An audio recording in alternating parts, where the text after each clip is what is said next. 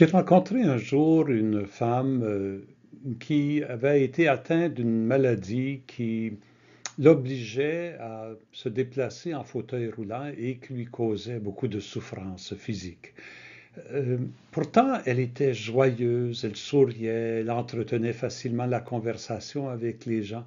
Je lui ai demandé, comment tu fais pour accepter ton épreuve? Elle m'a regardé dans les yeux, elle a dit, mais je ne l'accepte pas. C'est le jour où je me suis rendu compte que je n'étais pas obligé de l'accepter, que finalement j'ai appris à vivre avec. Et en chassant avec elle, je me suis rendu compte qu'il y avait une grande différence. Et accepter, c'est bon, subir, on reste passif. Tandis que vivre avec, c'est être actif, c'est développer des attitudes, c'est assumer et chercher à continuer à vivre au cœur de l'épreuve. Dans la première lecture, Jérémie, le prophète, fait face à une épreuve très sérieuse. Mes ennemis ont dit, allons, montons un complot contre Jérémie. Et de fait, Jérémie va être emprisonné, il va être emporté par la tourmente. Et- mais au cœur de ça, Jérémie, il choisit une attitude fondamentale. Toi, Seigneur, fais attention à moi. Écoute ce que disent mes adversaires. Le prophète demande au Seigneur d'être proche de lui, d'être attentif à ce qu'il est en train de vivre. Il me semble que c'est l'attitude fondamentale qu'il faut développer si on veut apprendre à vivre avec ses difficultés, son épreuve, de se tourner vers Dieu puis de dire, Seigneur, sois attentif à ce que je vis, sois proche de moi, ne sois pas indifférent. Ultimement, j'ai confiance que tu vas m'accompagner à travers ce que je vis. De savoir que Dieu est proche de nous et qu'il est attentif fait toute une différence. Jésus aussi, évidemment, a dû faire face à l'épreuve, l'épreuve de la croix.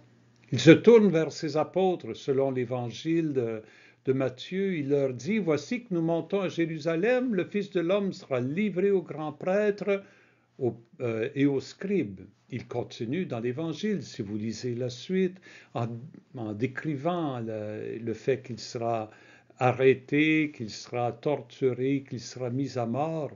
Il annonce sa résurrection, mais les apôtres tiennent la souffrance, l'épreuve qu'il doit vivre. Jésus, dans la discussion qui va suivre, il affirme, ma coupe, je la boirai. En d'autres mots, Jésus, il voit son épreuve, il l'assume de façon, on pourrait dire, très active. C'est lui qui la maîtrise. J'accepte de la boire, c'est moi qui va être l'acteur principal dans cette situation. Cette décision d'être actif au cœur de sa souffrance. Ma coupe, c'est moi qui vais la boire.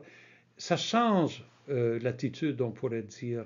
Et il continue, et ça je trouve ça très intéressant, il situe cette souffrance dans le contexte de sa mission fondamentale.